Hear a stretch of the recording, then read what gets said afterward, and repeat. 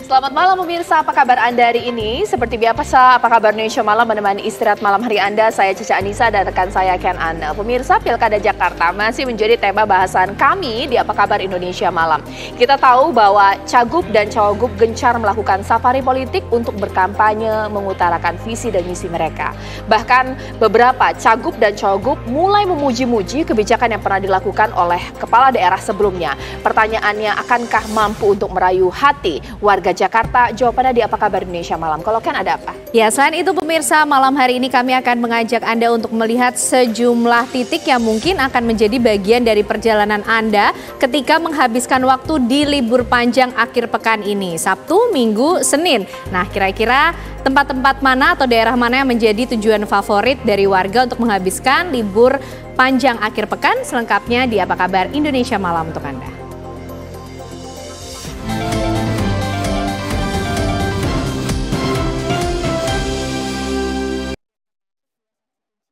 Kita ke informasi yang pertama, di mana Presiden Jokowi memimpin sidang kabinet paripurna terakhir di masa pemerintahannya di IKN. Ya, pada kesempatan itu, Presiden Jokowi berpesan agar para menteri tak membuat kebijakan ekstrim yang menimbulkan gejolak di tengah masyarakat. Selain itu, Jokowi juga meminta maaf apabila ada perilaku yang kurang berkenan selama ia memimpin. Presiden Joko Widodo memimpin langsung sidang kabinet paripurna terakhir di Ibu Kota Nusantara. Sidang kabinet ini dihadiri Wakil Presiden Ma'ruf Amin, Presiden terpilih yang juga Menteri Pertahanan Prabowo Subianto dan juga para Menteri Kabinet Indonesia Maju. Presiden Jokowi menyampaikan sejumlah pesan kepada jajarannya agar menjaga daya beli masyarakat. Di penghujung jabatannya, ia berpesan agar para menteri tak membuat kebijakan ekstrim yang menimbulkan gejolak di tengah masyarakat. Selain itu, Presiden Jokowi juga meminta maaf kepada para menterinya jika dalam 10 tahun memimpin ada hal yang kurang berkenan dalam berinteraksi.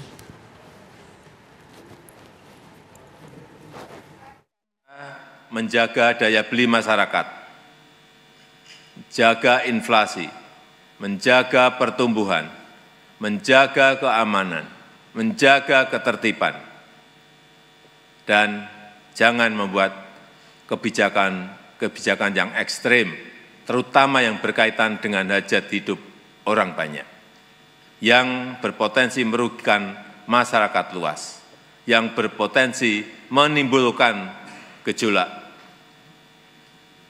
Terakhir, saya juga ingin memohon maaf kepada Bapak Ibu semuanya jika dalam 10 tahun ini ada hal-hal yang dirasa kurang berkenan dalam berinteraksi dan ada hal yang kurang maksimal. Sekali lagi saya ingin mohon maaf yang sebesar-besarnya.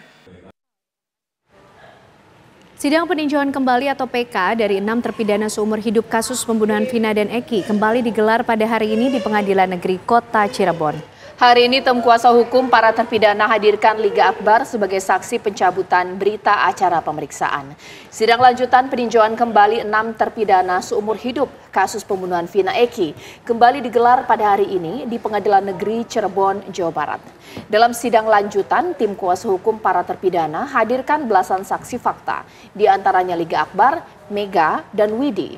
Para saksi ini merupakan teman mendiang Vina dan saksi pencabutan berita acara pemeriksaan. Selain itu, tim kuasa hukum para terpidana rencananya hadirkan saksi keterangan palsu dalam BAP pada tahun 2016 silam.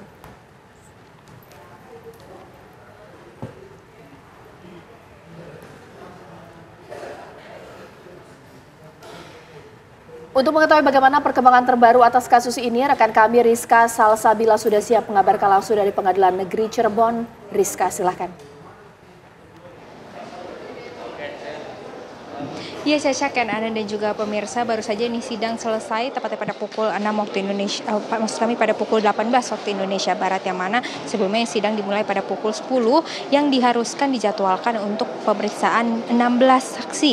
Namun berhubung dengan waktu yang cukup padat pada waktu hari Jumat ini, yaitu hanya ada 7 saksi yang diperiksa pada hari ini, yaitu salah satunya ada saksi kunci yaitu Dede Dede Riswanto dan juga Liga Akbar yang juga sebelumnya mereka memberikan kesaksian pada persidangan di 2016, dan keduanya juga turut telah mencabut BAP-nya pada 2016 silam. Adapun nantinya sidang lanjutan akan dilakukan pada 18 September 2024 tepatnya di hari Rabu. Tidak hanya itu, dari keterangan Dede ini sendiri mengaku dirinya ini diajak oleh AF untuk memberikan keterangan atau BAP yang tidak seharusnya, yang mana dirinya itu diarahkan oleh AF dan juga bertemu dengan Ibtu Rudiana juga turut mengarahkan dirinya untuk membuat BAP yang tidak sebenarnya. Kemudian juga Liga Akbar yang juga turut suami Liga Akbar yang juga mengaku sebagai teman dekat dari Eki yang juga salah satu korban juga mengaku dirinya ini juga sempat didatangi dan juga ditelepon oleh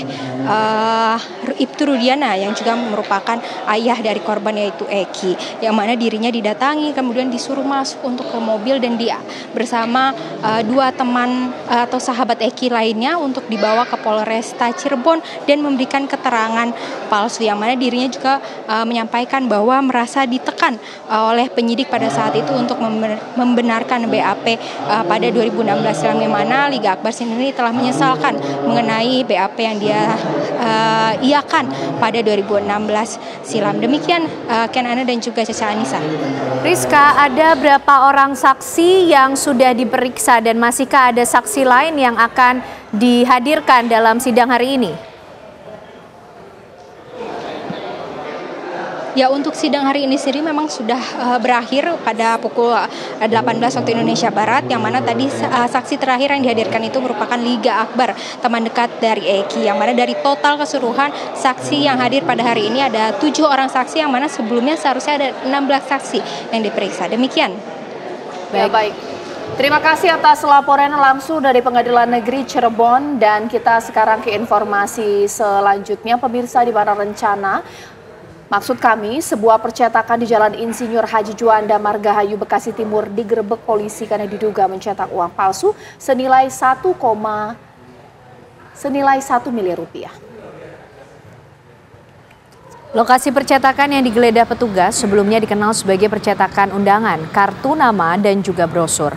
Ada 4 orang yang ditangkap petugas saat penggeledahan yang terjadi pada akhir pekan lalu tersebut. Mereka adalah pemilik percetakan dan 3 orang karyawannya. Para pelaku diduga mencetak uang palsu pecahan Rp100.000 sebanyak 12.000 lembar atau senilai 1,2 miliar rupiah. Belum diketahui sudah berapa lama mereka mencetak uang palsu. Saat ini percetakan telah ditutup dan diberi garis polisi. Penggeledahan percetakan dari uang palsu ini sudah dilakukan oleh pihak kepolisian dan kasusnya pun ditangani oleh Barreskrim Polri.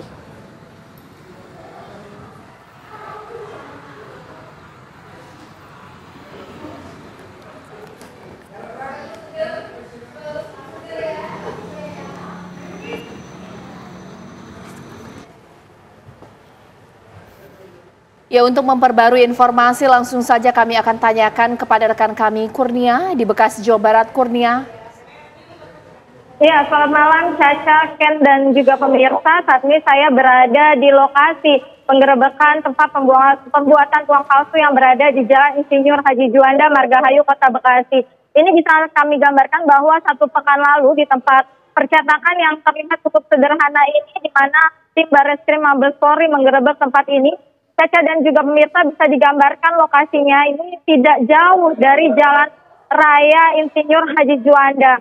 Memang di lokasi ini ada beberapa tempat percetakan, yaitu mencetak undangan, tabloid, nota, ataupun stempel, dan juga lain-lain. Namun dari beberapa tempat percetakan ini hanya 1 lokasi saja yang digerebek oleh pihak kepolisian dan juga sampai dengan saat ini masih dipasang garis polisi. Caca dan juga pemirsa, namun memang polisi mengatakan bahwa di dalam tempat ini ditemukan 1 barang bukti berupa uang palsu senilai 1,2 miliar rupiah uang palsu, yaitu pecahan Rp100.000 dengan banyak 12.000 lembar.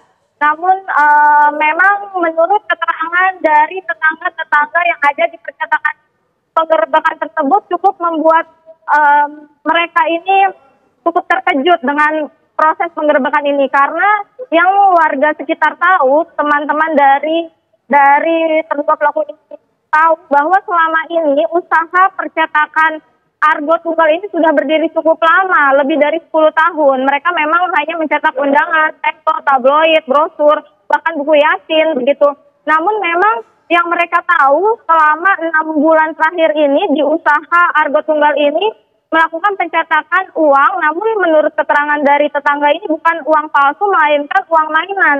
Mereka melihat jelas sendiri bagaimana usaha Argo Tunggal ini mencetak uang mainan yang sebenarnya merupakan orderan dari pihak lain. Mereka melihat bahwa uang mainan ini dicetak di tempat ini, kemudian ada tulisan berlogo uang mainan, sehingga warga sekitar sini juga cukup terkejut dengan penangkapan yang dilakukan oleh pihak kepolisian dan membawa 2 orang yang ditetapkan sebagai tersangka dari tempat ini. Caca. Baik, terima kasih Kurnia Dwi Hapsari mengabarkan dari Bekasi, Jawa Barat. Kita ke informasi lainnya pemirsa, hari ini bakal calon gubernur dan wakil gubernur Jakarta terus melakukan kegiatan menyapa warga dan menyerap aspirasi. Bakal calon gubernur Jakarta Ridwan Kamil bertemu dengan mendengarkan aspirasi kaum disabilitas. Sementara bakal calon wakil gubernur Rano Karno berziarah ke makam dan kunjungi pondok pesantren Az-Ziyadah.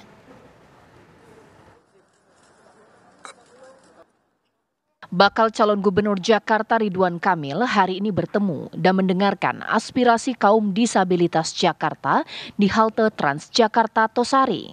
Dalam pernyataannya, Ridwan Kamil berjanji akan menjadikan kota Jakarta ramah bagi kaum disabilitas dengan melanjutkan program Equal Employment Opportunity.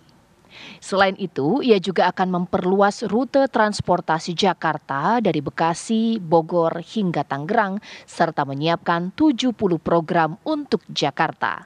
Ciri kota yang baik adalah kota yang adil buat semua, buat lansia, buat anak kecil, ya, buat kaum disabilitas juga. Sekilas tadi sambil jalan, salah satu aspirasinya ada banyak dari mereka belum dapat kartu subsidi ternyata, jadi mungkin masalah birokrasi aja ya. Jadi keberpihakannya ada tapi belum didapatkan. Sementara itu, bakal calon wakil gubernur Jakarta dari Partai PDIP Rano Karno melakukan serangkaian kegiatan keagamaan di Jakarta. Setelah melaksanakan sholat Jumat di Masjid Jami Nurussalam, Rano melanjutkan agenda dengan berziarah ke makam sesuai dengan tradisi Betawi dan mengunjungi pondok pesantren Az-Ziyadah. Selain memang pondok pesantren itu adalah fondasi dari sebuah pembangunan paling dasar, karena kebetulan saya pernah di Banten. Banten itu sentral yang namanya 1000 kiai, pesantren banyak, jadi agak mirip lah artinya. Jangan lupa selain kita pembangunan fisik, pembangunan manusianya itu juga penting. Di tempat yang berbeda, Bacawagup calon independen Kun Wardana melangsungkan ibadah sholat Jumat di Masjid Badarun Toha, Tanjung Priok, Jakarta Utara. Kun memaparkan visi misinya bersama dengan Dharma Pongrekun, salah satunya ingin membuat Jakarta aman. Namun Kun belum bisa menyebutkan siapa ketua tim sukses Dharma Kun di Pilkada Jakarta. Jadi bagi kami ketua tim ses tidak begitu penting ya. Yang mungkin yang lebih penting adalah bagaimana kita bisa melakukan proses desentralisasi aktivis maupun komunitas ataupun organisasi sayap-sayap kami. Ya, ketiga pasangan calon gubernur dan calon wakil gubernur Jakarta memang melakukan sejumlah agenda secara terpisah berdasarkan kekuatan suara masing-masing. Hal ini dilakukan untuk mensosialisasikan janji kampanye dan program kerja yang akan dilakukan di Jakarta jika kelak terpilih. Tim TV One mengabarkan. Ya, masih seputar Jakarta, pemirsa. Usai jeda, Apa Kabar Indonesia Malam akan menghadirkan pembahasan dengan tema yang sayang sekali untuk dilewatkan bersama dengan Caca Anissa. Benar sekali, Ken. Selaras dengan apa yang tadi Anda saksikan, betul, Cagup dan Cawagup Jakarta gencar lakukan sosialisasi visi dan misi. Merebut hati rakyat Jakarta menjadi tema di Apa Kabar Indonesia Malam sesaat lagi.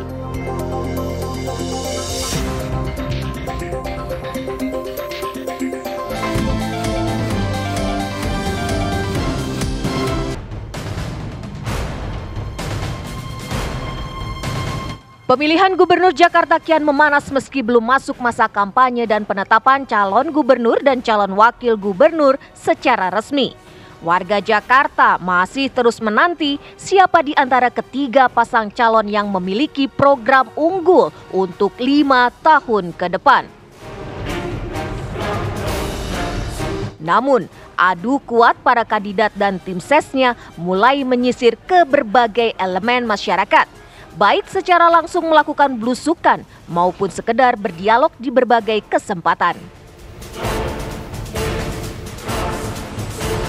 Jakarta 5 tahun ke depan bisa jadi akan berubah seiring dengan status khususnya setelah tidak menjadi ibu kota negara. Warga Jakarta tentu bertanya, apa sajakah program yang ditawarkan para kandidat untuk membuat Jakarta tetap diperhitungkan sebagai provinsi metropolitan? Apakah cukup dengan hanya meneruskan program yang telah ada dari gubernur-gubernur sebelumnya? Sementara tidak sedikit pihak yang skeptis dengan para kandidat yang dianggap tidak begitu mengenal Jakarta secara komprehensif.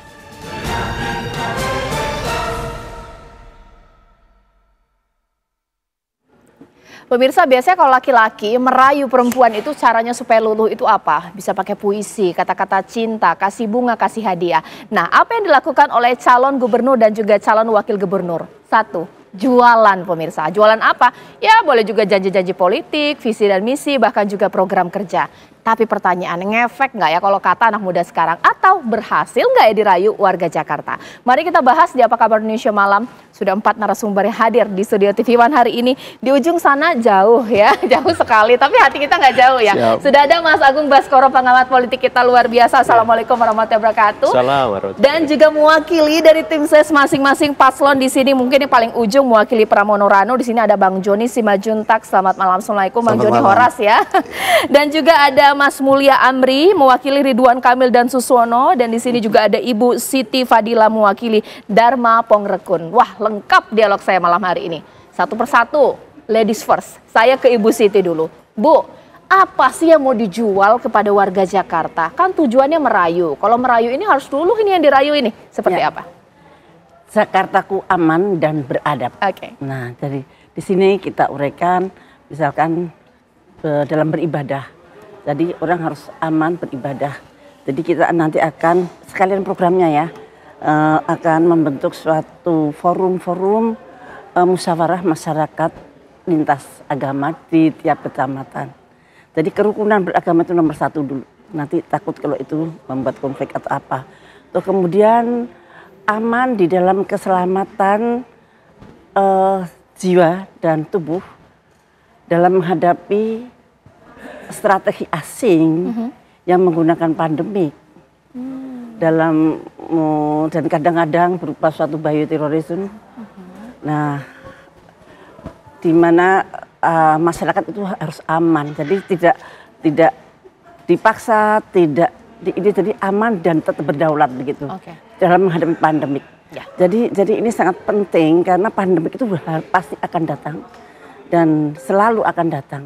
Jadi di Jakarta harus aman dari pandemik itu. Dan ketiga, menciptakan tentu saja regulasi ya, regulasi sehingga antara pengusaha dengan pekerja itu harmonis. Jadi jangan sampai terjadi konflik yang untung hanya pengusaha saja, tapi pengusaha untung, pekerja juga untung dan masyarakat juga untung.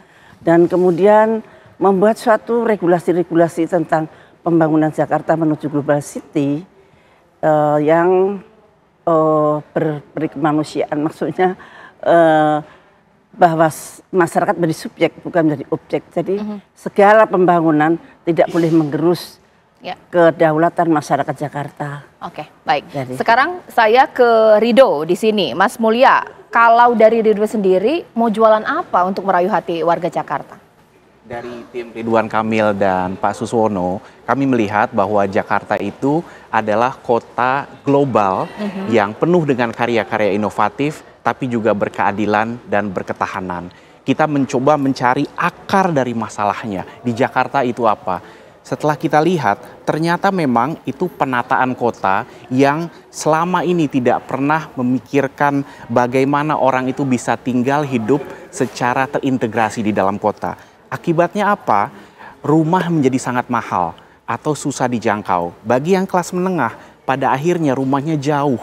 Akhirnya jadi macet, lama habis waktu di jalan.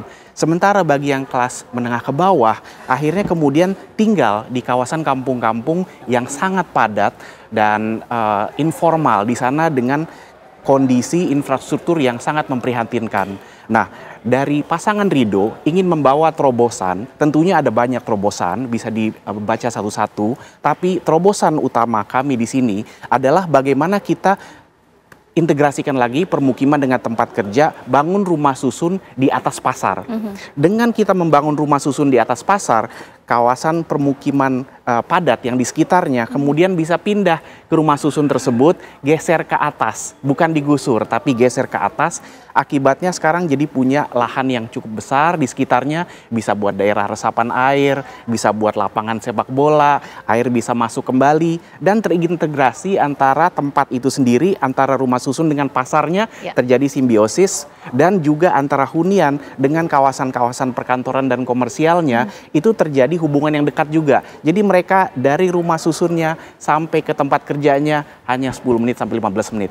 Waktu yang diselamatkan dari kemacetan itu bisa dipakai untuk membangun keluarga, untuk belajar dan meningkatkan potensi diri. Jadi antara lain itu adalah yang harus diperhatikan. Untuk Pramono Rano di sini, Bang Joni, ini seperti apa? Apalagi yang mau dijual untuk Rano Karno? Beda nggak dengan dua lainnya? Kalau kami ya, dari timnya Pramono Rano ini sekarang sedang mempersiapkan bagaimana bahwa kita tidak bisa menafikan apa-apa yang sudah baik di masa yang lalu. Tetapi kita juga harus melakukan peningkatan perubahan untuk perbaikan ke masa depan. Katakanlah misalnya saya kasih contoh ini, titik berat kita juga adalah berpihak kepada orang-orang kecil yang ada di Jakarta ini. Tetapi kita juga tidak memusuhi orang-orang yang sudah berhasil. Justru kita tampil lebih inklusif, tidak terlalu membedakan yang paling kaya dan yang paling miskin. Tetapi kita bisa menyatukan mereka. Oleh karena itu, tim kami ini juga lebih menekankan kepada tidak hanya semata-mata pembangunan fisik. Ya, pembangunan fisik itu penting, tetapi kita juga mengacu kepada apa yang diamanatkan oleh pembukaan Undang-Undang 45 ya, memajukan kesejahteraan umum, mencerdaskan kehidupan bangsa. Maka kita juga mencanangkan agar juga bukan sekedar jargon, wajib belajar 13 tahun itu sudah harus mulai kita canangkan. Jakarta mampu melakukan itu. Termasuk juga menambahkan lagi, bukan hanya sekolah swasta, SD, SMP, SMA yang gratis, tetapi juga kuliah gratis bagi orang-orang yang kita anggap harus kita bersihkan perhatian melalui beasiswa. Karena semangatnya juga kan kita ini juga DKI Jakarta ini punya APBD DKI Jakarta sekarang ini di APBD perubahan aja sudah 85 triliun lebih. Jadi kita lebih menekankan agar ada di eranya Pak Pramono atau Pak Rano jika terpilih ya punya kemauan politik untuk betul-betul menata Jakarta ini. Apa yang selama ini kelemahan kita ya masih itu juga soal banjir, soal kemacetan, soal polusi, soal sampah dan sebagainya. Tetapi kita lebih bertitik berat memberikan perlindungan kepada orang-orang kecil supaya mereka semakin bangkit. Tetapi mereka juga harus bisa bekerja sama dengan ya katakanlah orang-orang yang tidak menjadi saling bermusuhan gitu loh. Jadi semangat damai itu, semangat bekerja sama itu yang dicanangkan oleh kami. Oke, Terima kasih. Mas Agung, kalau lihat mengenai visi dan misi kita belajarin satu persatu, kemungkinan antara 1, 2, dan 3 ini ada kemiripan. Tapi stressingnya ini berbeda dari sisi keamanan, pendidikan, dan juga lain-lain. Bagaimana kemudian kita melihatnya dari sudut pandang politik, bahkan juga komunikasi politik untuk memenangkan hati rakyat nih? Iya, pertama kalau saya sederhanakan, Ibu Siti tadi Jakarta aman, Bang Mulya Jakarta global, Bang Simanjuntak tadi Jakarta baru, ya, aman, global, baru. Jadi dalam persepsi saya sebagai pemilih rasional, kalau saya mengidentifikasi diri sebagai pemilih rasional, ketiganya memang sudah on the track. Cuman masalahnya apakah rasionalisasi dari narasi itu benar-benar bisa cukup realistis di masyarakat kita. Karena pemilih Jakarta ini memang unik ya, rasionalnya kritis, terus tingkat pendidikannya lumayan tinggi, SLTA sama kuliah itu hampir 70%. Terus tingkat pendapatannya 4 juta ke atas juga gitu. Terus yang menarik ada Islam perkotaannya juga. Jadi saya pengen menyinggung di sini karena ada Islam perkotaannya. Selain pemilih rasional, yang perlu disentuh juga adalah pemilih Islam perkotaan itu. Nah ini PR besarnya ada di Pram Rano nih, karena pasangan ini benar-benar mengiris pemilih nasionalis. Tapi di Bang Mulya tadi PR besarnya apa? Bagaimana akseptabilitas Bang RK sama Bang Suswono bisa tinggi. Kenapa? Karena kita melihat ada beberapa ketidaksetujuan, penolakan dan seterusnya, sehingga PR besarnya di sana bagaimana kemudian meraih pemilih-pemilih yang non rasional tadi supaya apa? Supaya bisa tertarik dengan program-program yang rasional tersebut.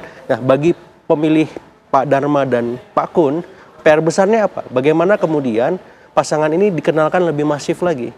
Karena problemnya adalah elektabilitas Pak Dharma sama Pak Kun ini masih di bawah 5% di banyak lembaga survei kredibel. Jadi masing-masing kandidat punya PR, tapi yang jelas yang ingin saya garis bawahi adalah pemilih Jakarta bukan hanya pemilih rasional. Jadi perlu ada titik tekan ke pemilih sosiologis yang memang irisannya ke suku, agama, ras. Ada juga irisan pemilih psikologis yang itu banyak menyentuh bagaimana personanya kandidat. Dalam artian ya dia tampilannya gimana, tutur katanya seperti apa, ya kemudian gesturnya bagaimana. Jadi hal-hal semacam itu juga perlu disinggung supaya apa? Komunikasinya benar-benar utuh, komunikasinya bisa menyentuh lahir dan batin. Karena kalau misalkan hanya sebatas pemilih rasional saja, semuanya melakukan itu. Diferensiasinya di mana? Sehingga memang komunikasinya benar-benar optimal. Begitu. Harus paham ya mengenai kekurangan dari masing-masing kandidat. Tapi Dharma Kun ini paham tidak bahwa secara popularitas ini yang harus dikejar? Karena memang kita tahu jualannya bagus, tapi kalau cara menyampaikannya nggak bagus, mungkin tidak tergugah juga hatinya. Karena kalau zaman sekarang yang basic-basic saja tidak akan bisa memenangkan hati rakyat Jakarta yang bisa kita katakan permintaan atau needs ini semakin tinggi pemirsa untuk cara berkampanye. Sesaat lagi.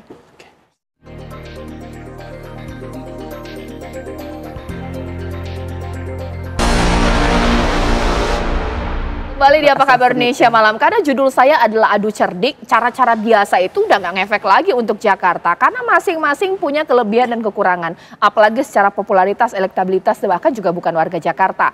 Untuk elektabilitas, popularitas yang mungkin bisa dikatakan paling buntut ya di sini ya, Dharma Kun. Pakai strategi apa sih? Apakah sama sosialisasi, ketemu warga, dialog, itu kan ibaratnya tradisional ya, biasa saja, bagaimana Bu?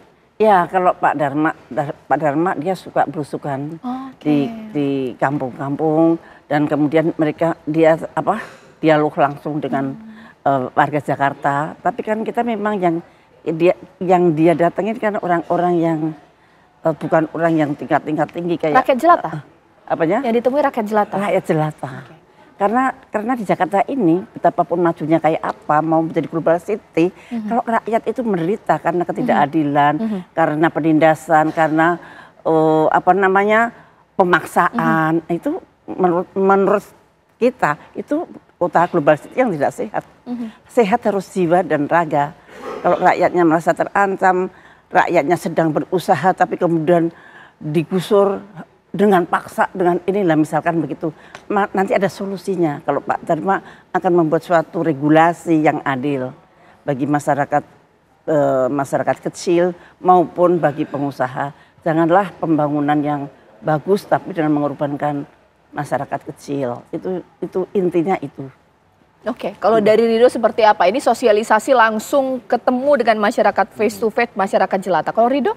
Ridho juga melakukan itu, tentunya turun ke masyarakat merupakan hal yang sangat penting, apalagi mungkin selama ini Kang Ridwan Kamil banyak berada di Bandung, di Jawa Barat, sudah cukup terkenal secara nasional, termasuk di Jakarta, tapi belum tahu kiprahnya, pemahaman beliau tentang Jakarta seperti apa. Sebetulnya beliau sudah lama beraktivitas di Jakarta dan bahkan menjadi anggota dari Dewan Arsitektur Kota dan lain-lain ya, sebagai arsitek ya, berperan di Jakarta bahkan sejak zaman Pak Foke.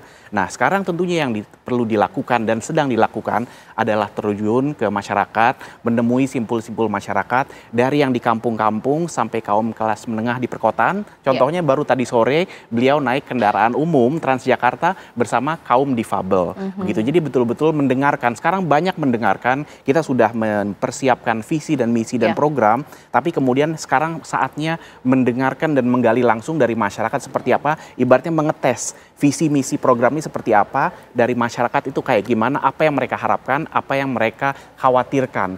Tentunya katanya kalau masyarakat Jakarta Selatan harus kerja di selatan, masyarakat utara harus kerja di utara gitu katanya. Bukan harus, Bu.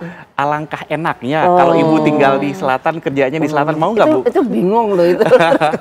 Mungkin diupayakan begitu ya. Pemahaman dalam artian seperti yang tadi disampaikan, kalau ada hunian, rumah susun di atas pasar, dekat ke perkantoran, kan sebetulnya itu opsi, bukannya tidak boleh tentunya. Tapi kalau opsi itu tersedia, kan alangkah bagusnya. Jadi memang sekarang untuk meningkatkan popularitas dan elektabilitas itu caranya memang keluar menemui warga sebanyak-banyaknya, termasuk pemimpin-pemimpin Jakarta yang sebelum-sebelumnya. Bang Sutioso, Bang Foke sudah ditemukan, juga sudah reach out ke Pak Anies, Pak Ahok. Tentunya di sini masih banyak teman-teman yang sangat simpati dengan Pak Anies, dan kita sangat menghargai itu, dan kita berusaha bagaimana caranya yang program-program yang bagus-bagus dari Pak Anies dan Pak Ahok dan yang sebelumnya itu tetap bisa kita akomodasi.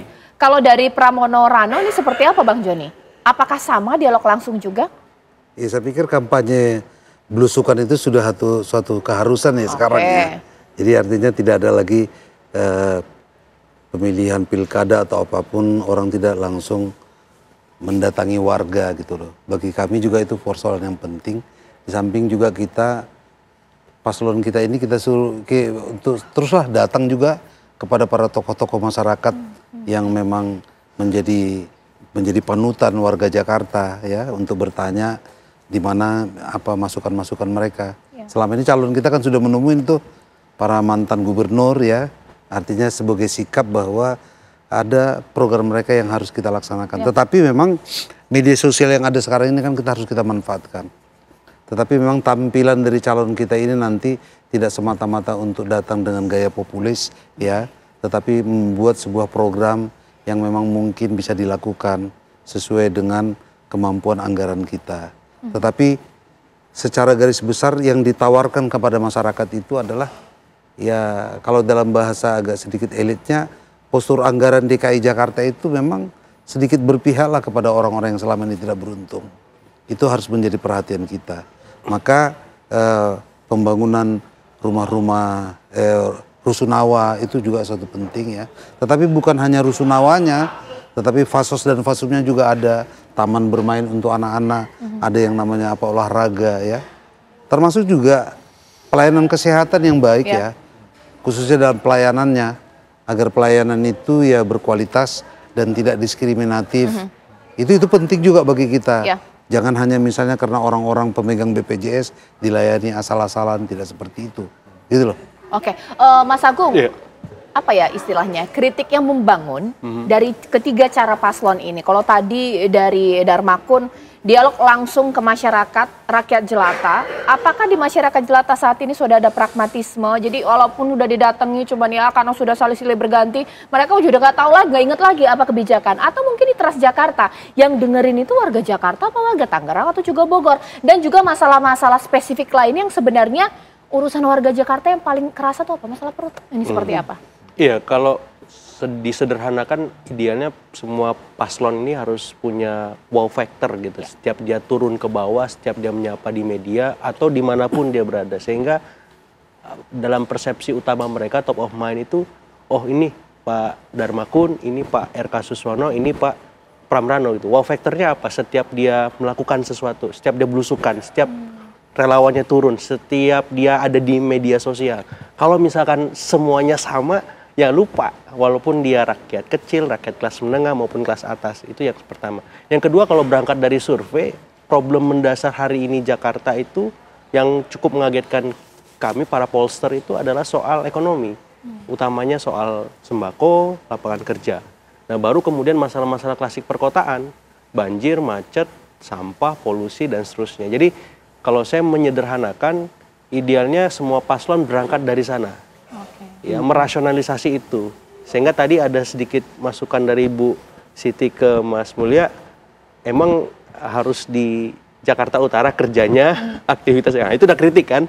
Nah, saya kira setiap itu akan dibedah, dikuliti semuanya. Apakah memang paslon ini punya program tapi make sense nggak? Bisa nggak itu dieksekusi, dikerjakan, dan terrealisasi? Dan itu benchmarknya rekam jejak semua. Misalkan Pak Darmakun selama memimpin sebelum maju di Jakarta, misalkan kepala BSSN, misalkan ngapain aja, prestasinya apa? Pak RK selama jadi wali kota dan gubernur Jabar, beres nggak di sana?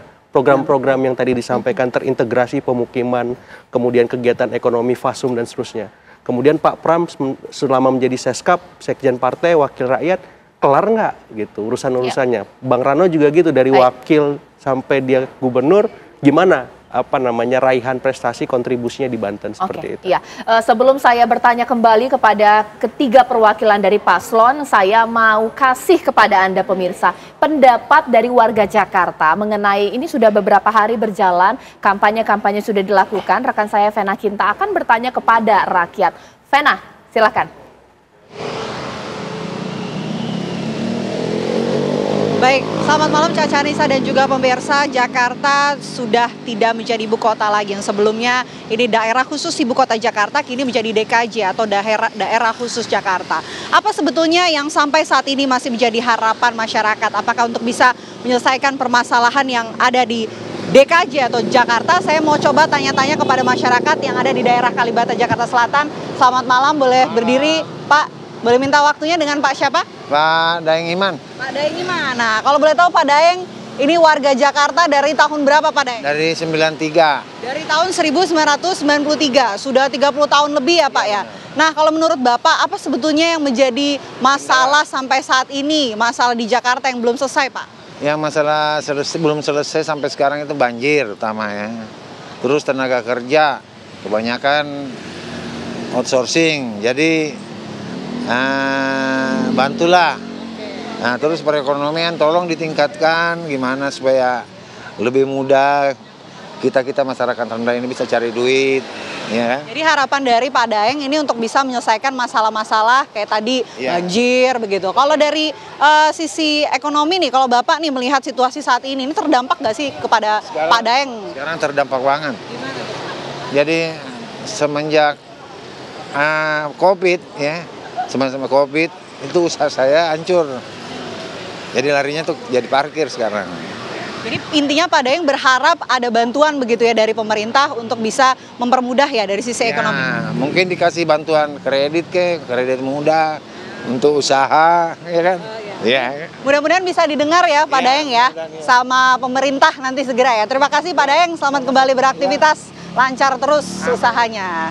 Nah, itu dia salah satu tanggapan dari masyarakat yang sudah tinggal di Jakarta sejak tahun 1993. Saya mau coba tanya-tanya lagi nih, saya masih di kawasan Kalibata, Jakarta Selatan. Ini ada Pak, boleh minta waktunya sebentar, boleh berdiri Pak, izin dengan Pak siapa kalau boleh tahu?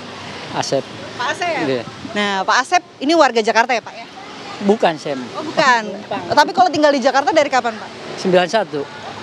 Oke, tapi tinggal dari tahun 1991 di sini. Nah, kalau menurut Bapak nih, sebagai orang yang tinggal di sini ya kan, walaupun memang bukan warga Jakarta ya Pak ya, apa yang kemudian menjadi masalah di Jakarta? Sebagian ininya mah ekonomi lah yang intinya mah. Gimana tuh Pak, sulit nyari pekerjaan kah atau bagaimana? Ya, sesulit sih enggak, tapi tergantung kemauan orangnya juga. Ya cuma yang jelas mah susah duit aja sekarang mah. Bandingkan dengan dulu dari tahun 91 gimana Pak? Jauh lah perbandingan kalau dulu ya. Harapan dari Pak Asep nih untuk Jakarta ke depannya 5 tahun lagi apa yang diharapkan? Harapannya mah ya ekonomi gampang, itulah intinya mah cari duit lah gampang secara intinya mah. Logikanya mah nggak ini. Masalah-masalah lain Pak, kayak kemacetan gitu, polusi udara. Kalau itu mah udah gimana tuh, udah gimana. Iya udah ngedarah daging, masalah macet sama itu polusi mah. Habis tapi tetap berharap bisa diselesaikan. Iya. Oke. Baik, terima kasih banyak Pak Asep atas waktunya. Selamat kembali beraktivitas, selamat kembali berjualan. Terima kasih Pak Asep, sehat selalu. Ya itu Caca dan juga pemirsa, tanya-tanya saya, bincang-bincang saya bersama beberapa masyarakat di sini yang ternyata sudah lama sekali dari tahun 90-an tinggal dan juga mencari pekerjaan di Jakarta dan sempat mengeluhkan sulitnya kondisi saat ini untuk mereka mencari uang begitu sehari-hari. Itu yang menjadi harapan dari beberapa masyarakat yang saya temui di Kalibata, Jakarta Selatan. Seperti itu, Caca Anissa, saya kembalikan kepada Anda di studio. Ya pemirsa, Vena Kintan aja yang tanya kepada masyarakat, ternyata nemunya bukan warga Jakarta, nggak pegang KTP Jakarta, tapi udah puluhan tahun tinggal di Jakarta. Nah, sebenarnya saya penasaran ini, Bu Siti, sebenarnya ketika Darmakun kampanye, ini ngecek nggak? Yang warga Jakarta ngumpul, yang nggak warga Jakarta nggak usah ikutan kampanye. Kan nggak bisa seperti itu. Belum lagi ada pragmatisme politik bahwa coblos 3 paslon. Berat ini, masalah yang harus dihadapi ketiga paslon. Sesaat lagi.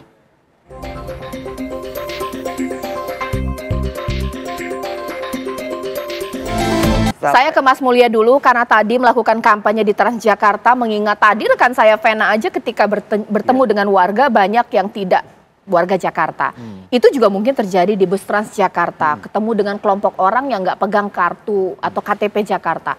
Efektif nggak dialog-dialog tadi yang dilakukan?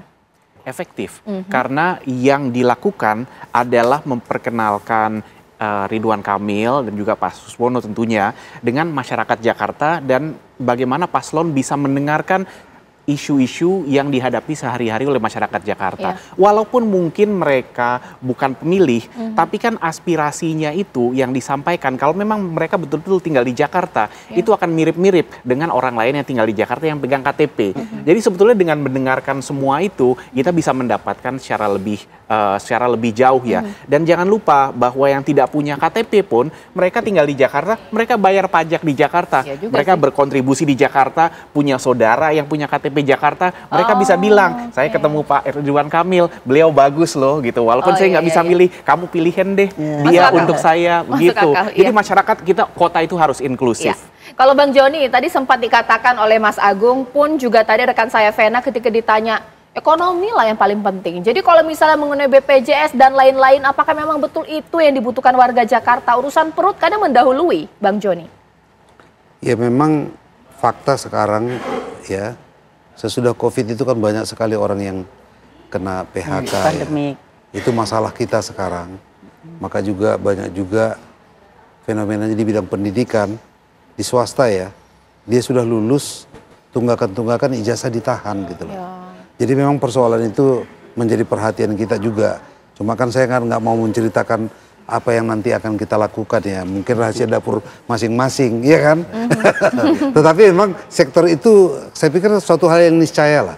Tidak ada mungkin setiap paslon tidak akan memberikan perhatian kepada persoalan pengangguran, masalah tenaga kerja, termasuk juga persoalan ekonomi.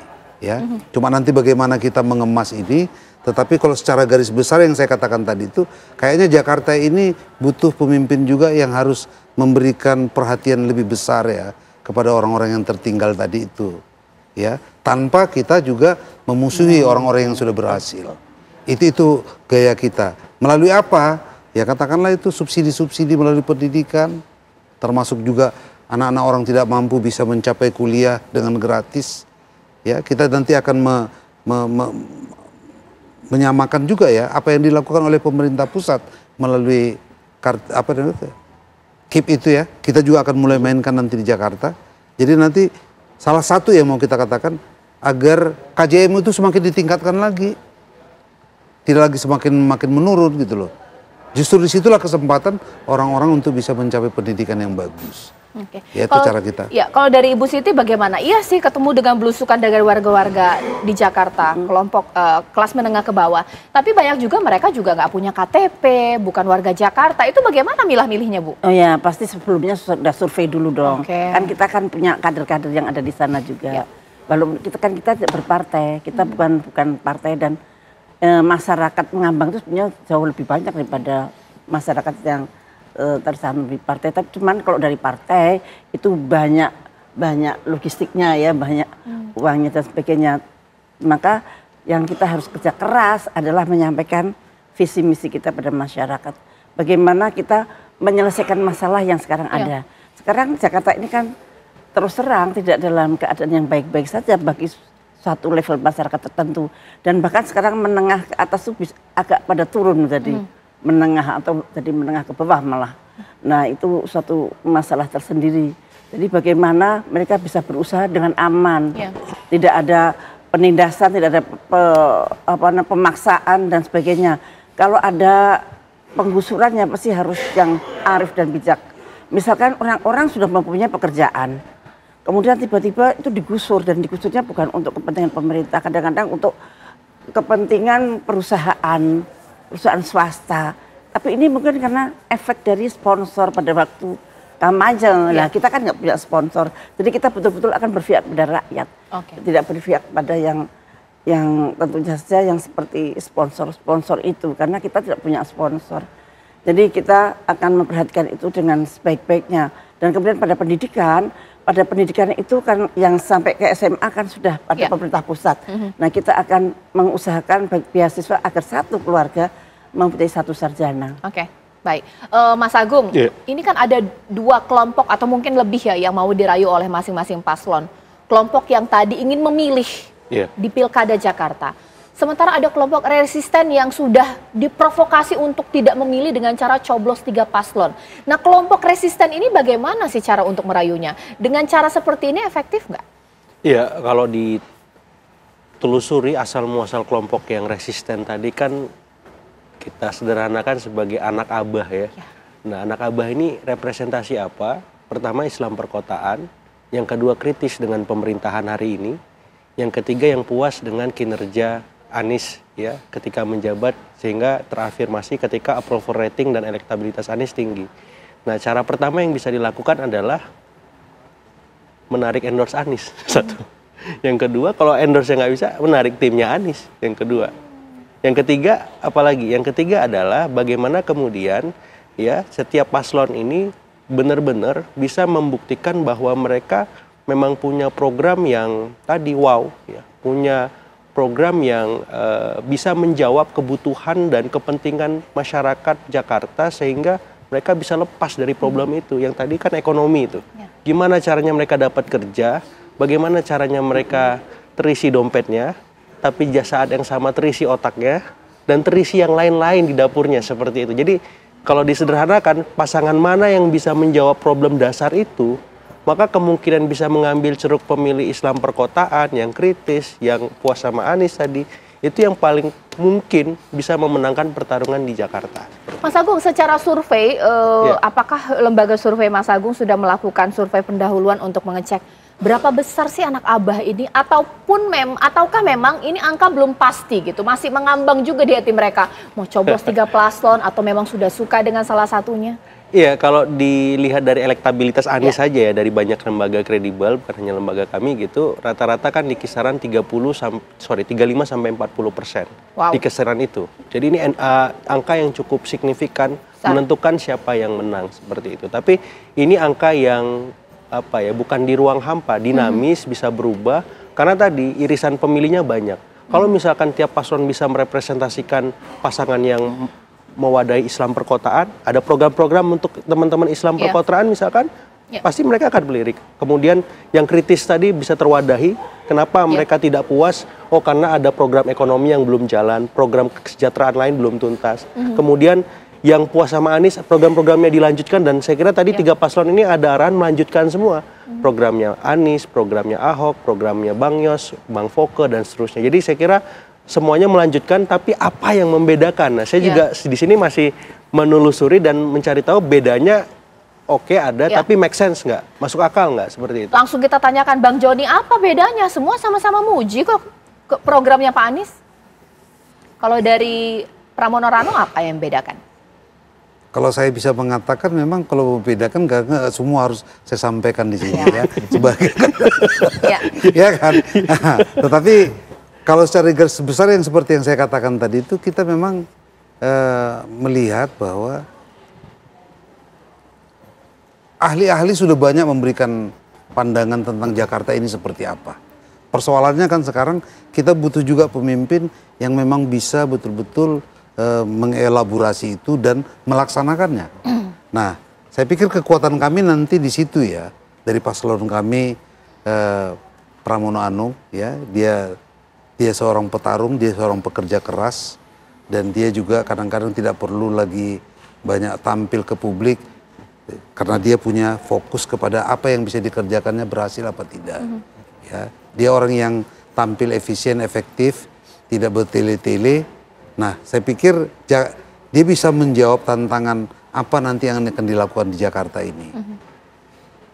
Yang paling saya katakan membedakan kami di sekarang ini, bukan kalau program mungkin masih bisa lah kita otak-atik segala macam, tapi kami punya harapan besar yang membedakan dari mereka ini nanti paslon kami ini. Dari segi kepemimpinannya, kemampuannya melakukan mengambil keputusan. Melihat pemimpin kan bagaimana dia mengambil keputusan. Daya tawar kami itulah dari Pramono dan Dul ya untuk saling mereka bisa bekerja sama. Saya pikir itu. Kalau dari Do seperti apa? Apa yang membedakan? Yang membedakan waktu zaman Pak Anies ini masih daerah khusus ibu kota. Ya. Zaman nanti daerah khusus saja, ibu kotanya sudah di sana. Berarti Jakarta harus global. Udah bukan lagi sekedar ibu kota negara, tapi bagaimana bisa menjadi ibu kota kawasan Asia Tenggara. Bisa nggak kita bersaing dengan Kuala Lumpur, dengan Bangkok, mendekati Singapura. Ini bagaimana untuk naik kelas memang kita harus dipegang oleh seseorang yang arsitek, penata kota kelas dunia seperti Ridwan Kamil. Baru saja memperoleh gelar profesor kehormatan dari sebuah universitas di Eropa beberapa hari yang lalu. Dalam bidang apa? Dalam bidang pembangunan perkotaan. Kita harus naik kelas. Yang kedua, pada zaman Pak Anies, Gubernur DKI Jakarta dengan presidennya itu mungkin tidak sedekat sekarang Pak Ridwan Kamil dengan Pak Prabowo.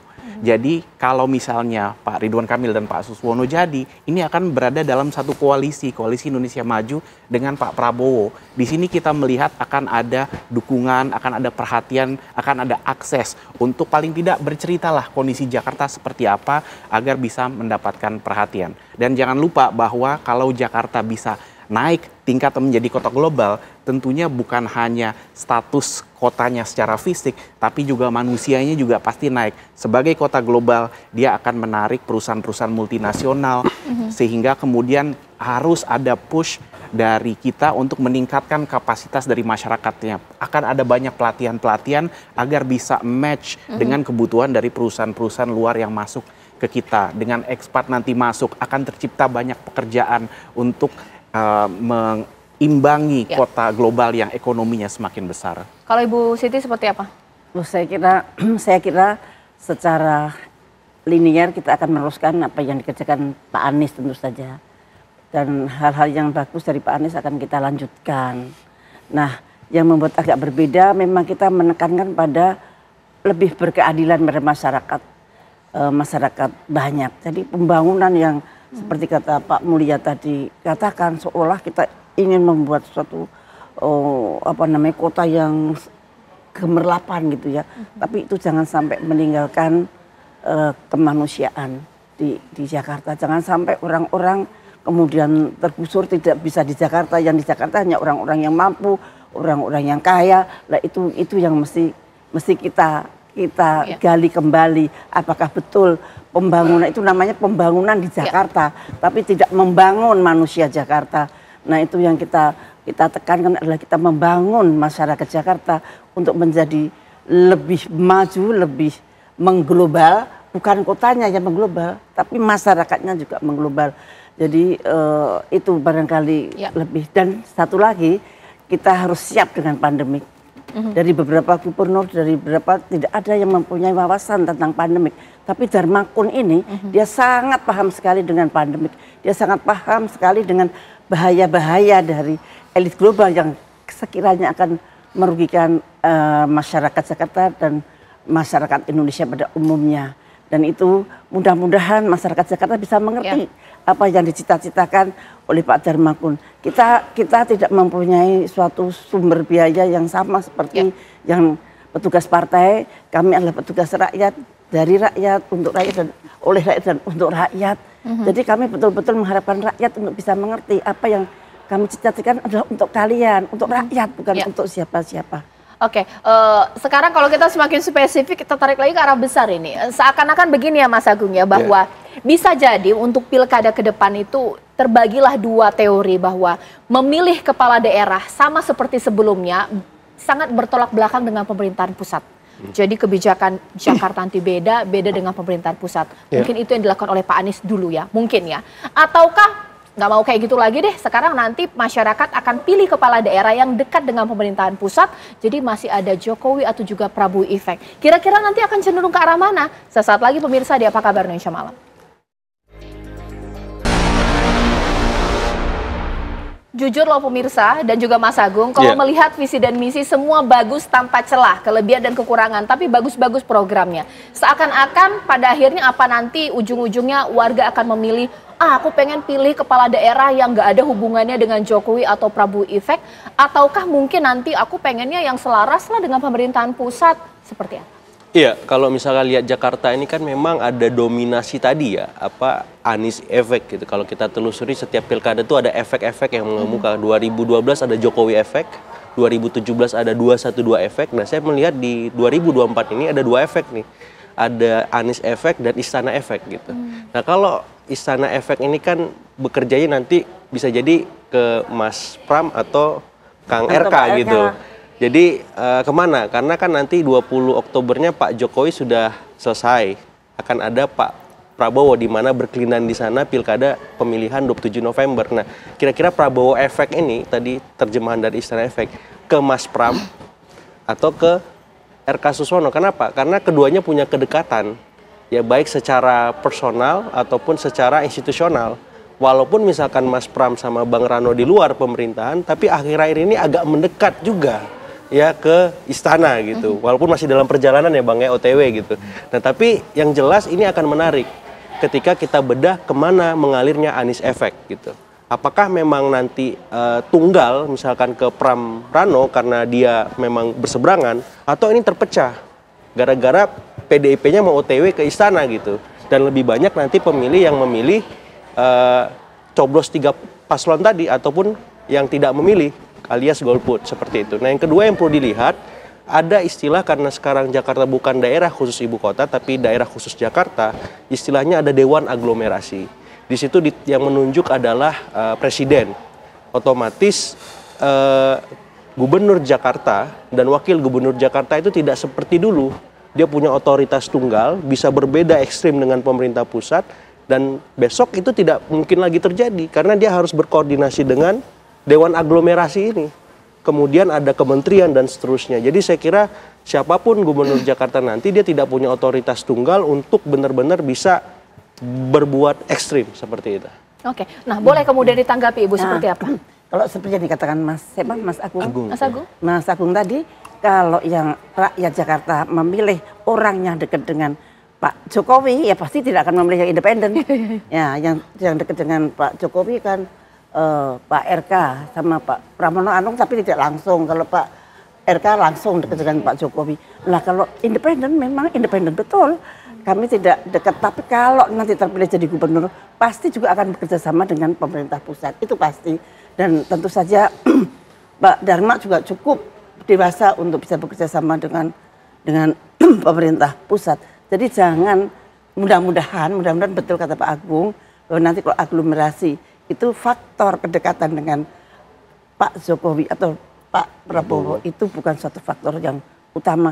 Justru mudah-mudahan masyarakat betul-betul sadar pada siapa yang harus memilih. Kalau mau merdeka, ayo pilihlah yang independen.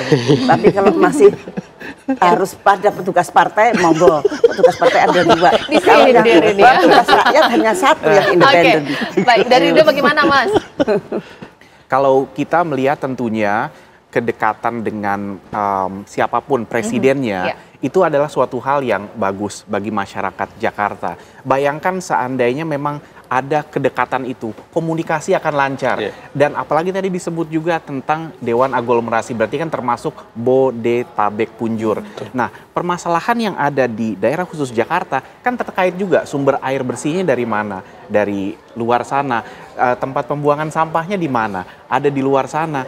Ibaratnya begini, penduduk Jakarta itu nggak bisa hidup tanpa ada Bodetabek Punjur. Nah, sementara penduduk Bodetabek Punjur juga menggantungkan ekonominya sebagian besar kepada Jakarta. Jadi ada hubungan tapi kan tidak harus dekat dengan penguasa juga dong. Iya, tidak harus dekat. Pasti gubernur juga akan mengadakan kerjasama. Hanya bilang hanya akan lebih enak, akan lebih lancar. Masalah-masalah seperti yang tadi, karena kaitannya yang permasalahan Jakarta nggak hanya ada di Jakarta, tapi di layar ini akan sangat terbantukan kalau ada koordinasi yang baik dengan pemerintah pusat. Bang Jody bagaimana? Ya, mengacu seperti yang kita katakan tadi dengan DKJ itu, ya tampilan calon kita juga kan sudah mulai bukan mengedepankan perbedaannya, tetapi juga untuk mengajak, karena satu hal yang niscaya dan memang harus kerjasama antara provinsi DKJ nanti dengan pemerintah pusat. Itu yang mau saya katakan tadi. Jadi gitu loh. Jadi ketika calon kita seperti Mas Pram ini, dia mencoba siapapun dia bisa ajak kerjasama. Kepentingannya adalah bagaimana supaya Jakarta ini bisa lebih baik. Itu saja.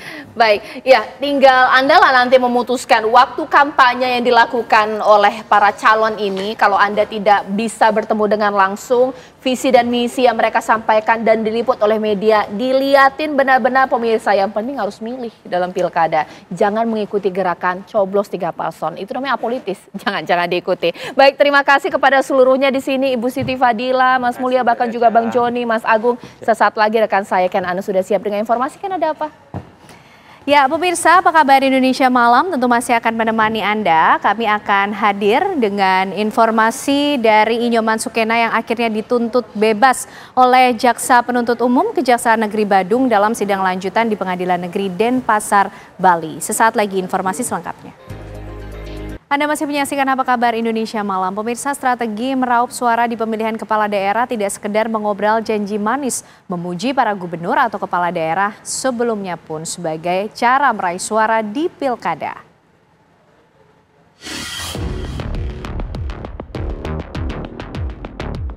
Meskipun Jakarta tidak lagi berstatus ibu kota, pemilihan kepala daerah menjadi ajang gengsi untuk kandidat bakal calon gubernur maupun para pendukungnya. Jual beli program unggulan dan janji manis pun menjadi prioritas para calon untuk meraih suara terbanyak di pilkada. Bicara Jakarta tak lepas dengan sosok gubernur terdahulu. Para mantan gubernur DKI Jakarta memiliki masa pemilih yang sangat berbeda dengan daerah lain. Jakarta bukan lagi dihuni oleh warga Betawi asli saja, melainkan pendatang seluruh Indonesia pun kumpul di Jakarta dari Sabang hingga Merauke. Mereka datang ke Jakarta mencari pekerjaan hingga beranak pinak dan menetap sebagai warga pendatang. Pilkada Jakarta tidak lagi bicara ras, golongan, atau kesukuan.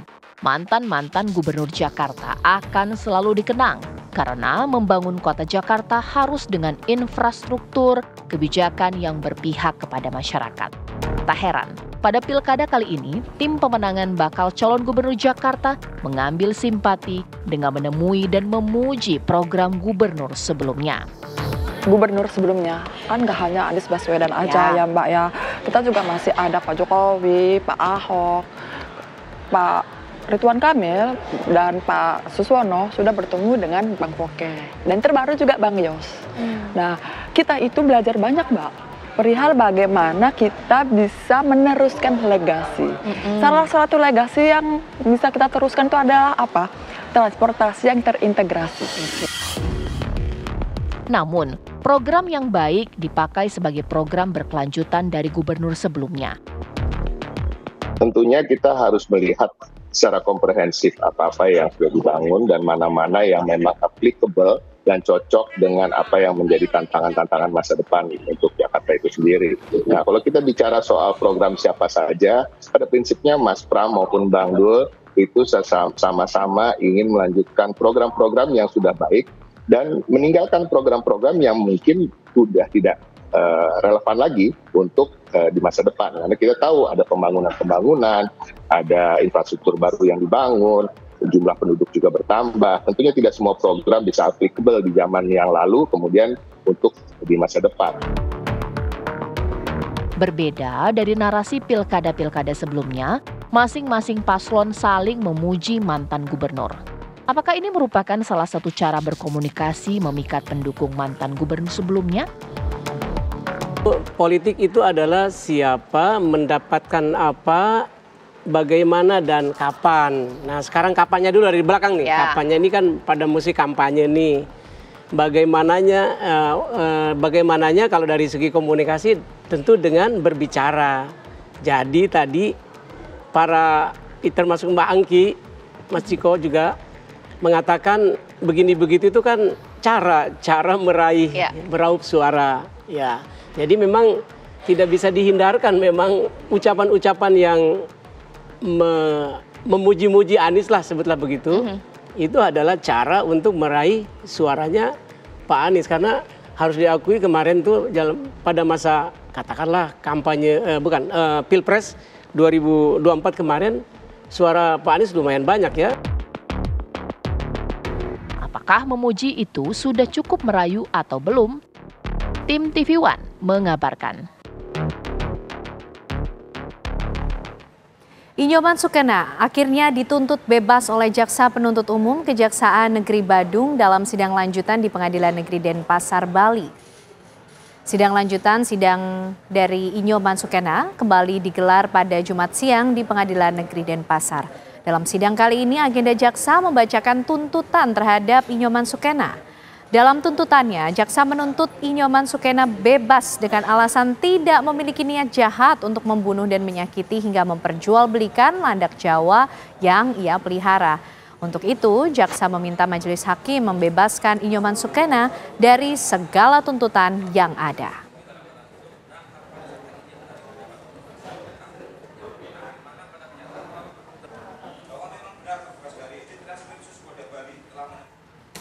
Mengenai hal ini pemirsa, kami ajak Anda berbincang langsung dengan kuasa hukum Inyoman Sukena, ada Pak Gede Pasek Suardika. Selamat malam Pak Gede Pasek. Selamat malam Mbak Jatuh dan Mbak Ken. Apa kabar semua? Ya, sehat juga. Pak. Baik, Pak Gede Pasek, hari ini tadi sudah dijalani sidang tuntutan dan jaksa ini menyatakan Inyoman Sukena dituntut bebas. Bagaimana respon Pak Gede Pasek sebagai kuasa hukum mewakili tentunya Inyoman Sukena atas tuntutan bebas dari jaksa ini? Iya, yang pertama tentu kami apresiasi ya setinggi-tingginya karena memang walaupun langka, jarang JPU menuntut bebas, tetapi itu memang memungkinkan terjadi.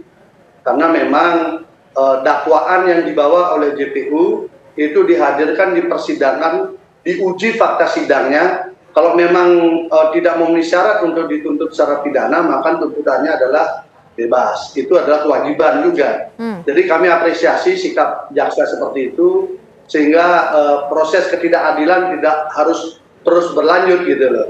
Dan Pak Inyoman Sukena juga merasa sangat senang. Beliau juga kebetulan sekali tadi pas ulang tahunnya yang ke-39. Jadi saya akan mendapatkan kado tuntutan bebas, tapi ini masih tuntutan ya, belum putusan bebas. Jadi tuntutan bebas, lalu kami juga mengajukan pledoi juga sama permohonannya bebas. Jadi baik JPU maupun PH sama-sama meminta bebas. Hanya perbedaannya adalah kalau JPU mengatakan bahwa tidak ada mens rea, tidak ada niat jahat dalam proses itu, sehingga proses yang disebutkan melanggar Undang-Undang 5 tahun 90 itu dianggap terpenuhi tetapi tidak ada niat jahat, sehingga harus dibebaskan. Jadi ada alasan penghapus pidana di dalamnya. Tetapi kami dari TMPH memandangnya agak berbeda. Kami menganggap ini tidak memenuhi kualifikasi untuk pasal pemidanaan, sehingga unsur-unsurnya tidak terpenuhi, maka terdakwa harus bebas. Sama-sama nuntut bebas, tapi cara pandang hukumnya yang agak sedikit berbeda. Ya. Pak Gede Pasek Suardika, ini mungkin untuk mengingatkan informasi juga bagi publik karena kasus dari Pak Inyoman Sukena ini kemudian sempat viral juga ya di sosial media. Mungkin bisa dijelaskan Pak, sebenarnya bagaimana sih kronologi dari kasus ini sehingga Inyoman Sukena ini harus berhadapan atau menjalani proses hukum? Ya, jadi pertama begini, sebenarnya ini kecelakaan proses hukum. Kenapa begitu? Karena aslinya adalah proses itu kejadiannya terdakwa ini mendapatkan anak landak dari mertua kakaknya yang kebetulan petani, di mana hama. Jadi di desa itu landak ini kategorinya hama, bukan satwa yang dilindungi. Ini beda tafsir antara petani dengan BKSDA, dengan mungkin pemerintah yang menyatakan itu sebagai hewan yang dilindungi. Bagi petani itu adalah hama karena merusak ladang, umbi-umbian dan sebagainya, itu kelapa. Jadi itu yang banyak dirusak oleh landak. Lalu ketika diusir dan sebagainya, ditemukan ada 2 anak landak. Nah, karena si Inyoman Sukena ini orang yang senang dengan binatang dan sebagainya, kasihan landak kecil ini, lalu dipeliharalah, diambil dari mertua kakaknya, lalu dia rawat. Dia gemukkan, dia rawat dengan penuh kasih sayang, sehingga landak ini tumbuh dengan sehat sekali, dan kemudian berkembang biak, beranak menjadi 4. Jadi sudah dari 2 menjadi 4. Nah, landak ini menjadi semacam bagian keluarga tambahan di keluarga besar daripada terdakwa. Nah, tiba-tiba kemudian kedatangan dari penyidik untuk memproses, katanya ada temuan satwa yang dilindungi di tempat itu. Nah, sebenarnya yang sempat dipertanyakan awal kan ada di sana jalak Bali, yang kebetulan kakaknya adalah salah satu pencinta satwa dan bagian yang mengikuti CSR, sebuah perusahaan yang khusus untuk merawat jalak Bali dan mengembangbiakkan dan melepas liarkan jalak Bali, sehingga surat-suratnya lengkap. Nah, ketika dilihat jalak Bali ini surat-suratnya lengkap, polisi melihat di situ ada landak, gitu ceritanya. Ini fakta sidang ya, melihat ada landak, lalu landak itu ditanyakan, ternyata tidak ada surat-surat.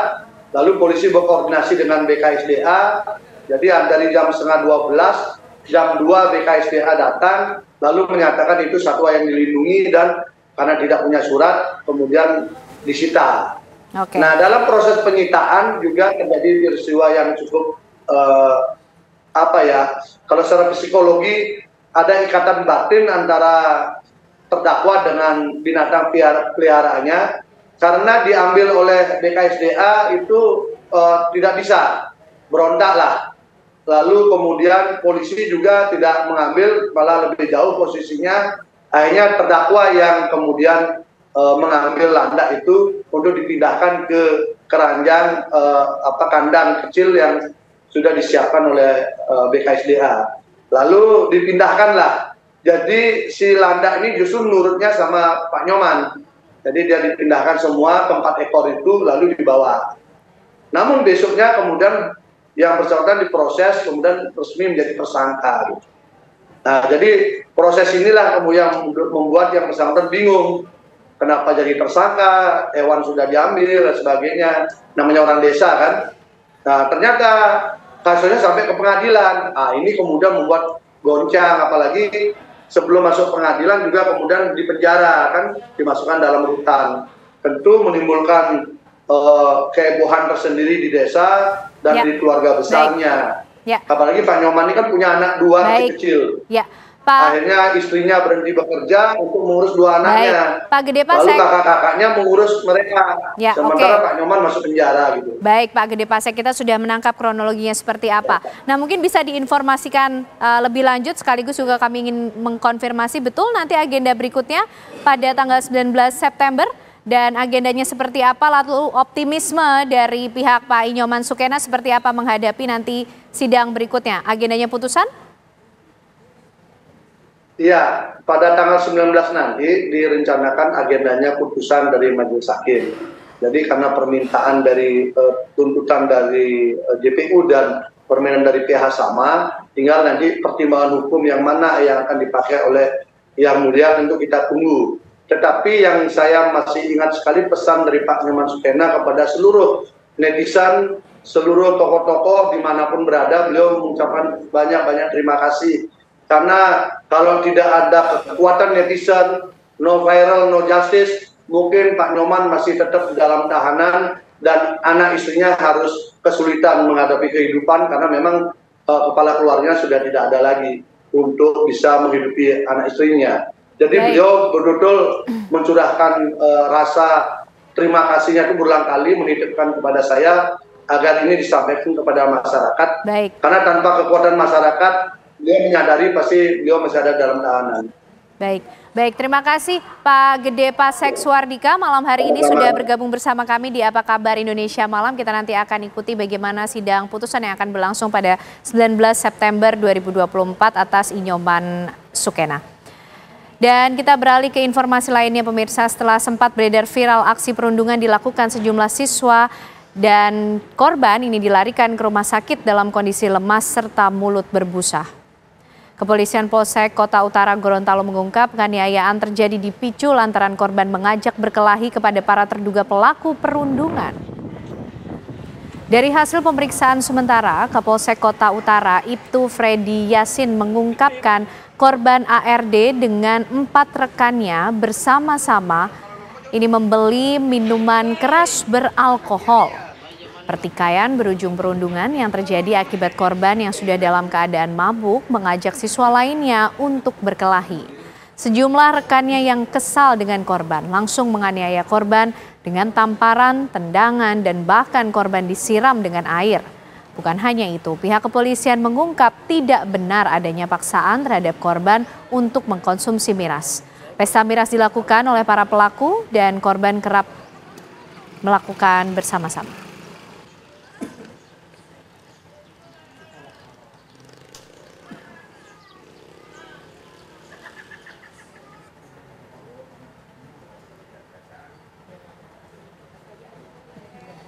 Menjelang libur Maulid Nabi Muhammad yang bertepatan dengan akhir pekan, KAI Daob 8 Surabaya mengoperasikan 4 kereta tambahan saat periode libur mulai tanggal 13 hingga 17 September 2024. Sesaat lagi informasi selengkapnya untuk Anda.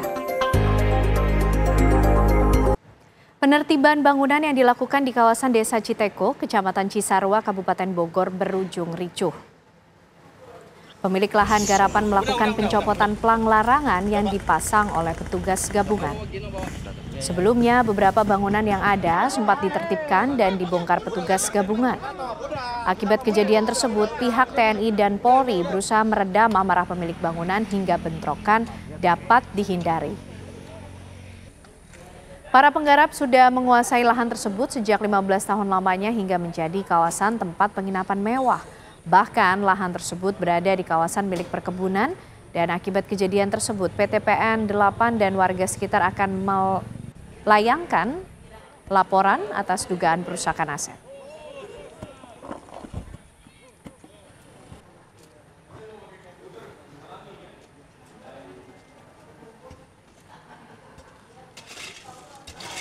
Informasi lainnya pemirsa, menjelang libur Maulid Nabi Muhammad yang bertepatan dengan akhir pekan, KAI Daob 8 Surabaya mengoperasikan 4 kereta tambahan saat periode libur mulai tanggal 13 hingga 17 September 2024 tersebut. Setiap harinya disediakan 27.521 tiket ke berbagai kota tujuan. Pihak KAI Daob 8 Surabaya menyebutkan 47 kereta api jarak jauh dan 2 kereta api lokal komersial tambahan terdiri dari 45 kereta jarak jauh reguler, 2 kereta jarak jauh tambahan, dan 2 kereta lokal komersial tambahan.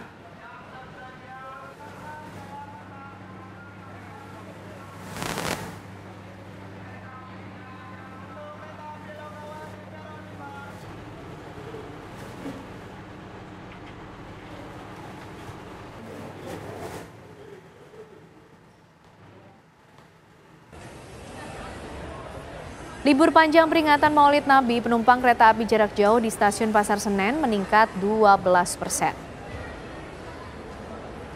Ribuan penumpang memadati stasiun Pasar Senen, Jakarta pada libur panjang peringatan Maulid Nabi. Di hari Jumat volume penumpang mencapai 30.500 orang. Membludaknya penumpang KAJJ atau kereta api jarak jauh mulai dirasakan sore ini di Stasiun Pasar Senen Jakarta Pusat, di mana ribuan penumpang memadati hampir semua lobi area dan peron kereta api. Para penumpang kereta api ini mengaku mereka ingin berlibur panjang di kampung halaman untuk memperingati Maulid Nabi yang jatuh pada tanggal 16 September 2024.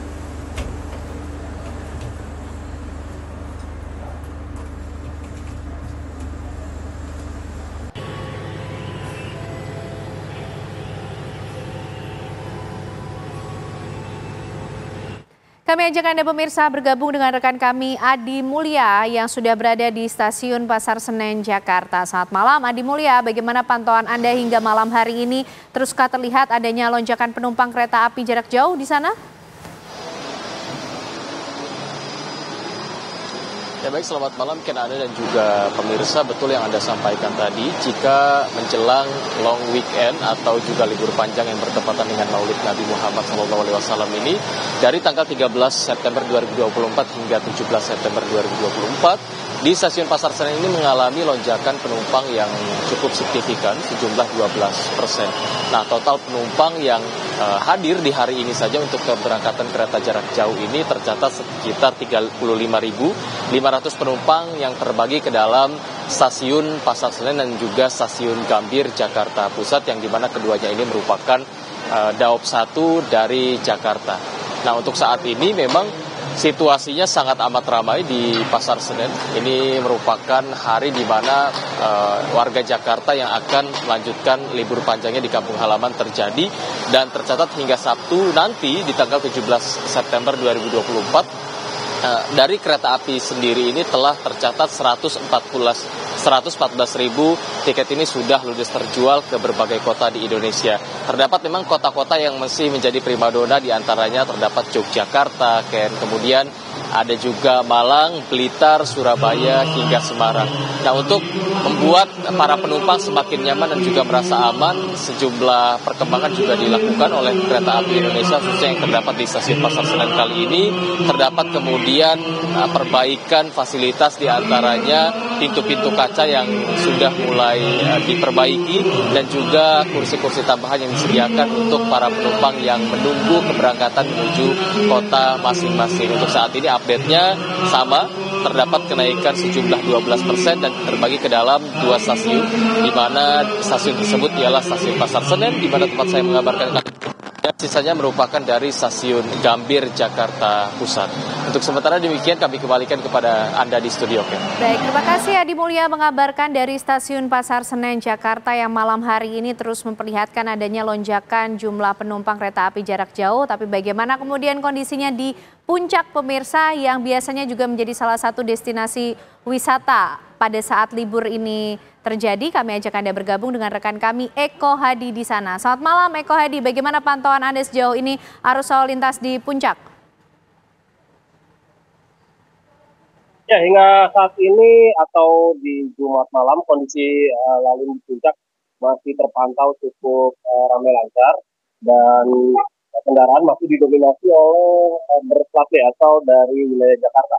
Bisa disaksikan di belakang saya saat ini kendaraan dari arah tol Jagorawi menuju kawasan Puncak masih terpantau cukup ramai, dan ini akan berangsur terus bertambah hingga esok hari atau di hari Sabtu pagi. Dan kondisi saat ini tentunya sudah disiapkan oleh pihak kepolisian atau Kapolres Bogor untuk melakukan beberapa kegiatan untuk mengantisipasi lonjakan yang terjadi pada esok hari atau hingga Senin hari nanti. Beberapa hal seperti proses ganjil genap, kemudian ada juga ya pengaturan satu arah. Ganjil genap ini diberlakukan mulai besok pagi hingga siang, kemudian siang hingga sore. Namun ini dilakukan secara situasional. Apabila lonjakan kendaraan cukup tinggi, maka pihak polisi sendiri akan memberlakukan sistem satu arah. Begitu. Eko Hadi, mungkin juga bisa disampaikan perkiraan kepadatan ataupun puncak kepadatan arus lalu lintas di kawasan Puncak ini seperti apa? Kapan akan terjadi? Ya, diperkirakan akan terjadi pada Sabtu pagi besok, atau bisa juga di Sabtu siang. Namun kondisi ini masih situasional sifatnya. Bisa juga nanti malam, di tengah malam bisa, atau memang di besok pagi atau di subuhnya kendaraan mulai masuk, karena mengingat mereka khawatir pihak kepolisian sudah memperlakukan sistem satu arah di sekitar kawasan Puncak begitu. Baik, terima kasih Eko Hadi mengabarkan dari Puncak Bogor, Jawa Barat. Kita beralih ke informasi lainnya pemirsa, terjatuh dari motor siswi MTS di Lampung Utara tewas terlindas truk saat berangkat sekolah.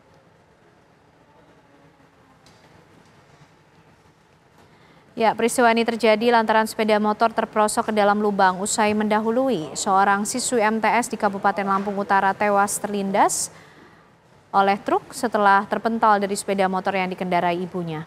Korban bernama Jennifer Azahra berusia 14 tahun mengalami luka berat di bagian kepala. Sedangkan ibu korban bernama Fatmawati selamat dalam kecelakaan tersebut di Jalan MT Haryono, Kelurahan Kelapa 7, Kota Bumi Selatan, Lampung.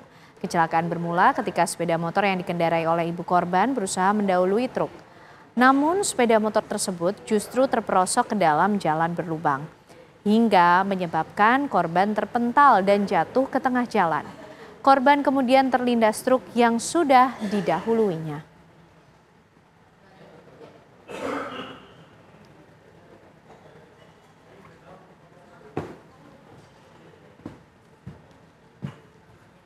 Informasi tersebut pemirsa menjadi akhir kebersamaan kita di Apa Kabar Indonesia Malam. Benar sekali Ken, tapi kita juga harus mengingatkan pemirsa untuk jangan lupa menyaksikan One on One bersama Tisa Noveni dengan judul Kepak Sayap Garuda Menuju Piala Dunia. Saya Caca Anissa. Saya Ken Ana dan teman-teman yang bertugas pamit. Terima kasih. Selamat malam. Sampai jumpa.